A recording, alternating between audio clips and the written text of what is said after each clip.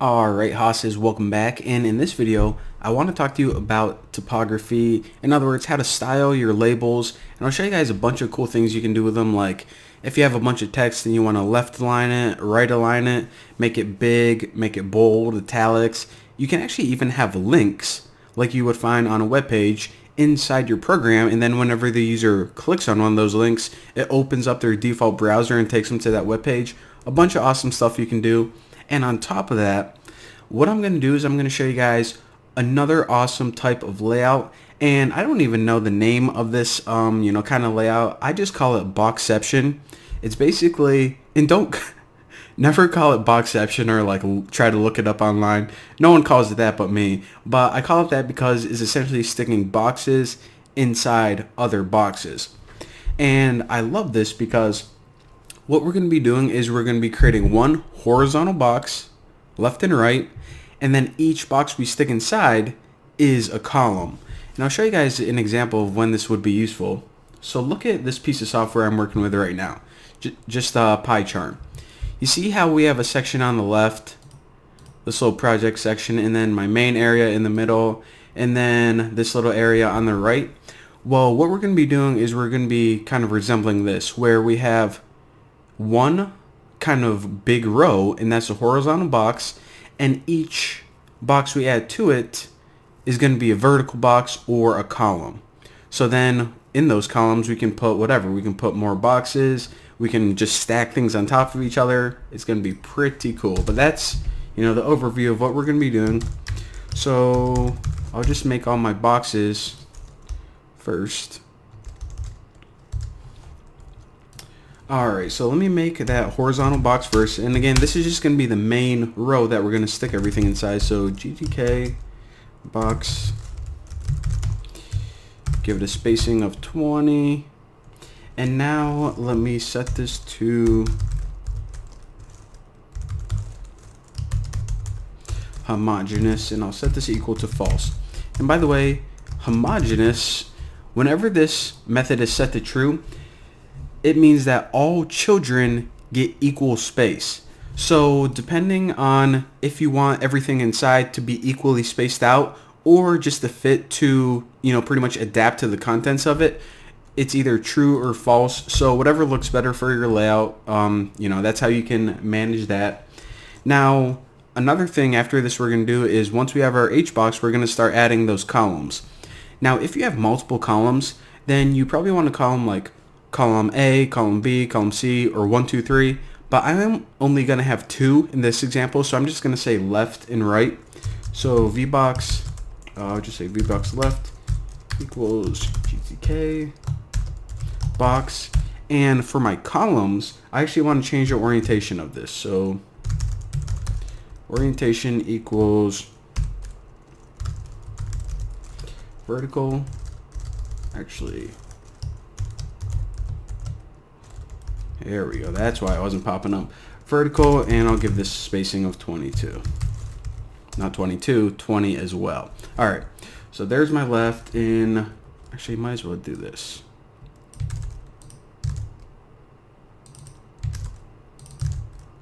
Jeez. All right. So boom roasted. I'm going to do the same thing for right.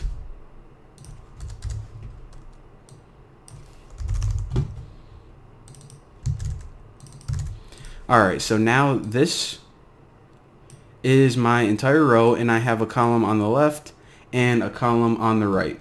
So now the only thing I have to do is actually organize everything. What can I say? Pack the 2 columns. Just so it knows, I have 3 columns created, and it's like, alright, what do you want to do? You just want to stick them all on there, or do you want to put some inside the other? What's going on here? And this is where I say that. So pack start, VBox left,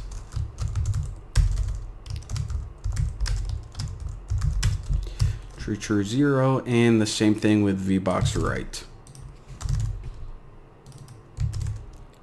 Alright, so there is our layout, and again, all we did is we created 3 invisible boxes, and then we're saying, hey, we're actually going to stick this one and this one inside this one. So now whenever we create our items, we just add them to either VBox left or VBox right, and everything is going to be freaking golden. It's going to be awesome. So just at first, I'm just going to create a default label, and I'm going to do this because I'm going to put all the source code on GitHub. And not only do I want to give you guys a reference of what just plain text looks like, but anytime you want to get a specific label, instead of having to be like, have to look this up or watch the tutorial again, just go to my GitHub page, copy it, and plop it in your program.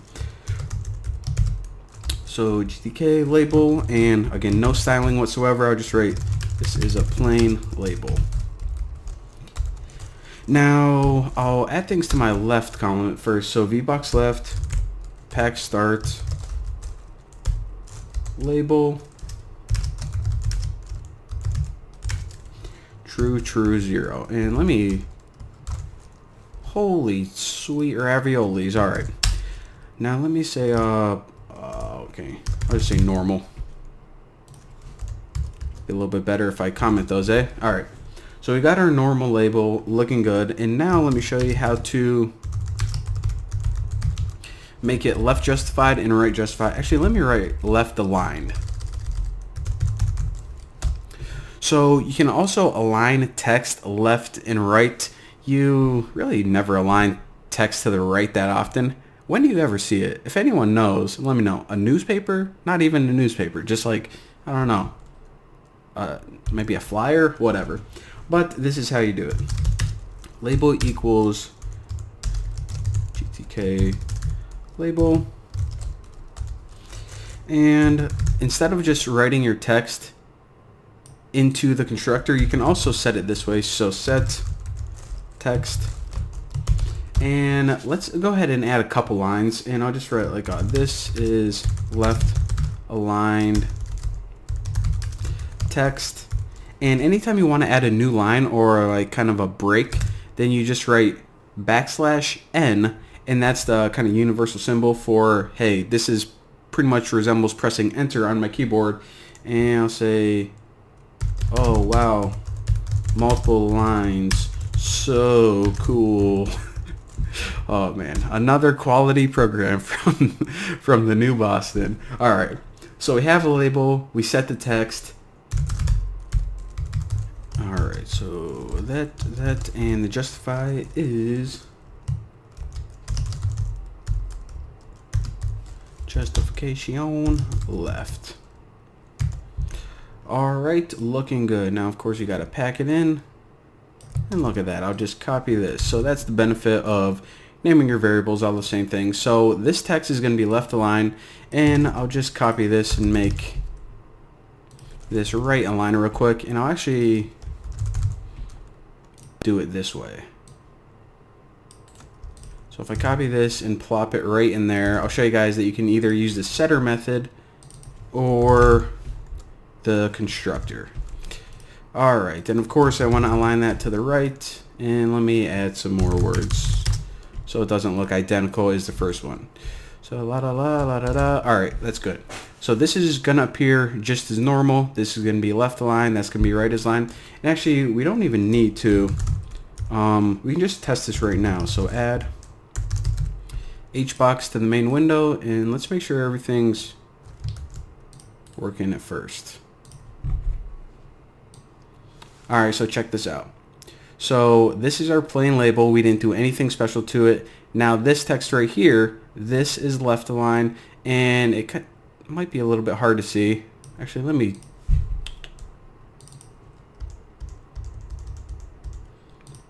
I don't have enough content on there to really demonstrate it. Alright.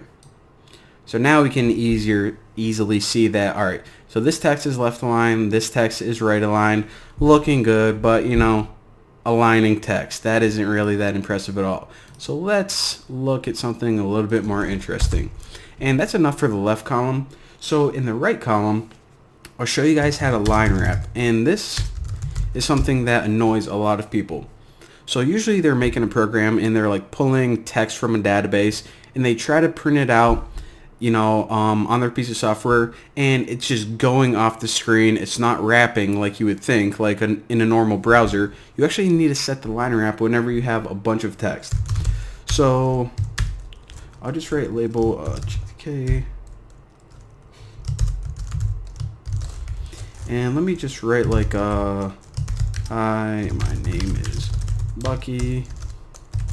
I love him. And let me just paste this a bunch of times so you can actually see that we are going to wrap something. Alright, so this is a lot of text, and well, first let me just display it on the screen and I'll show you guys the wrong way to do it. So if you just write like something like label, actually let's not even do anything. I'll show you guys how dumb this looks. So VBox right, true, boom roasted. All right, so we got a bunch of text, and holy sweet tamale, look at this. All right, so our text is clearly not behaving like we would like it to. I mean, this column looks pretty good, but this column is going way off the screen. So unless you want to make a piece of software that is like 8,000 miles wide, then what we need to do is we actually need to change one line of code, or add one line of code, and that is for the label, we want to set the line wrap equal to true. So now when you run this, check it out. Oh, don't want to do that either. All right, so now instead of just going off the screen, it actually wraps like we expect it to. So now the user can resize their window and it adjusts perfectly. A much better design. And actually, let me delete this because I don't want to have a bunch of mumbo jumbo text when I'm trying to teach the rest of these. That's right, my name is Bucky, I love him, looking good. Alright, now another cool thing I want to show you guys is this. Instead of just wrapping lines, we can kind of go for that newspaper effect. So you know, whenever you're reading a newspaper, the text isn't left align or right align. It's kind of justified in a way where it fills up the entire column, in the sense that all of your columns are equal sizes, and it looks really neat. And the way that they do this is, instead of just picking the exact number of words for each line, they actually add spaces between some words. So some words may have one space between, some words may have three spaces between, but it fills it all in automatically, so you have nice equal columns. So I'll just write fill newspaper right here, and let me just copy this like 3 more times. Alright, so in order to get the newspaper effect, what you do is you of course set the line wrap equal to true, because if you don't, then it's just gonna plow off the screen. And the other thing you do is you set the justify, and let me just copy this. Now instead of right or left, you actually set this equal to fill, just like that. So now whenever you run this bad boy, check it out. You see that I can shrink it or stretch it, and instead of having text that has spaces, like this is right align and it has a big gap right here, and this is left align and it has a big gap right here, look what happens to this. So it changes in this column, or the text is always the same width. And this is really good if you have a type of layout where you have like a magazine and you have text in this column and text in this column. It makes it a lot easier to read for the user. And the last thing that I'm going to show you guys is actually that markup that I was talking to you guys about. So markup is kind of like its own flavor of HTML, in the sense that you can surround text with tags and it displays differently. For example, you can have small, big, bold, italics, and I'll show you guys that right now. So let me just make a label. And I'll just set this equal to a blank label at first. And for the label, I'm actually going to set markup. Alright, so in here, instead of just writing basic text, I'm actually going to write a bunch of stuff. So the first one is small, and I'll just write like a small text. So just like HTML, in order to make a tag, you write less than, and then the keyword, and then greater than, and then at the end of it you write the same thing, but you have that / right there. And now let me actually put each of these on a new line. So actually stick this on a new line too. Might look, actually that's not. What's the easiest way to do this? Probably if we just do it incredibly lazy. So we can have small, we can have big.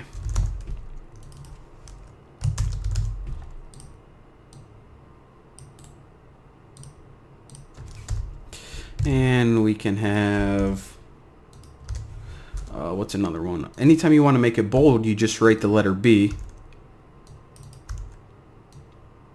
It's alright, I am bold text. And I'll write all of them because I know that a lot of you guys are probably just gonna, alright, I want one. There we go. Copy it from my GitHub. So anytime you want italics,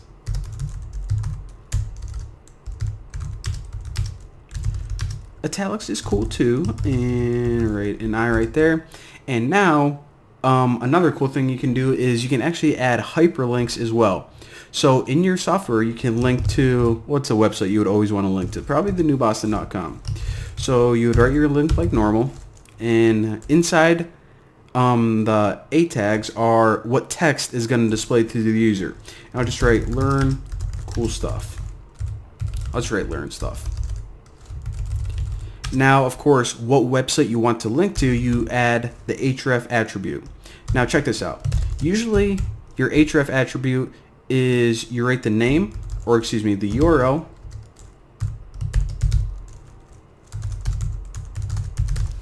in between these double quotes, but the problem is the text is surrounded by double quotes. So in order to escape those, before any double quote inside, you write a backslash before it. And that says, you know, don't treat this as the end of the string, treat it as a special character. And you can also add an optional title to it. Now a title, I'll just write like hover text. And you guys are going to see that there's going to be a link, and whenever you hover your mouse over it, this is what's going to appear, the title right there. And let me also make sure that label set liner wrap equal to true so it doesn't pop off the screen, and everything should be good to go. So let me run this, and we got an error, markup error, and that is because you can't make an italics with two different letters. So alright, so italics are I, and then of course you have to close it with the same tag, and now check it out. It looks a little bit better. So again, this is small, this is big, this is bold, and I forgot to add a new line, but you get the point. And check this out. This is what I was talking about with the title. Actually, let me add a new line. It's bugging me. Alright, so this is what I was talking about with the hover. So this is a link, of course, and whenever you hover it, that text appears over. It's kind of like a tooltip, and if you were to click this, then the user's default browser opens, and it takes them to that page. So pretty sweet. That is your quick little tutorial on, you know, typography, labels, styling, whatever you want to call it. And again, I'm going to put all this on my GitHub page. So anytime you want to, you know, change the styling of your text, you don't have to watch this video again. Just go copy whatever little chunk you need, plop it in there, and you guys are golden. So anyways, thank you guys for watching. I'll see you guys in the next video.